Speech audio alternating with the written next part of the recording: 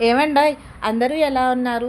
అందరూ బాగున్నారు అనుకుంటున్నాను. ఆల్రెడీ లాస్ట్ వీడియోస్‌లో నేను మీకు ఆల్రెడీ చూపించాను.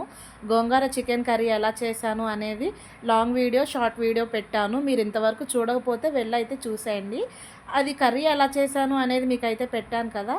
ఇప్పుడు కర్రీ టేస్ట్ ఎలా ఉంది అనేదైతే మీకు చెప్తాను. వేడివేడిగా అన్నం పెట్టేసుకున్నాము.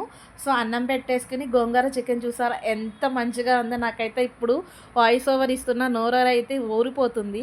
అంత నచ్చింది నాకైతే, పుల్ల పుల్లగా, కారం కారంగా. నాకు నా హస్బెండ్‌కి చాలా అంటే చాలా నచ్చింది. ఫస్ట్ అయితే నేను నా హస్బెండ్‌కి పెట్టేశాను. నేనైతే ఉప్పు, కారం అన్నీ చూసి ఆయనకు కూడా చూపించాను. ఆయన ఓకే అన్న తర్వాత మొత్తం నేను పక్కన పెట్టేశాను. కర్రీ అయితే చాలా అంటే చాలా నచ్చిందంట నా హస్బెండ్‌కి. మంచిగా తిన్నారు. చూడండి ఎంత మంచిగా ఉందో. ఫ్లేవర్ కానీ, మనకి టేస్ట్ కానీ, అలాగే థిక్‌నెస్ కానీ అంతా కర్రీలో ప్రతీదీ కూడా కరెక్ట్‌గా సరిపోయినాయి. నేను ఏం చేశాను అంటే, ఆయన తిన్న తర్వాత నాకెందుకో ఆయన ప్లేట్‌లోనే తినాలనిపించింది.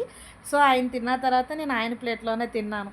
అంటారు కదా, మొగుడు తిన్న తర్వాత పెళ్ళాం తినాలి అని. సో, నాకెందుకో ఆ రోజు అలా అనిపించి ఆయన తిన్న తర్వాత తింటానని చెప్తే, ఆయన తిన్న తర్వాతే నేను తిన్నాను. సో, నాకు నా హస్బెండ్‌కి చాలా అంటే చాలా నచ్చింది ఫ్రెండ్స్ గోంగూర చికెన్ కర్రీ.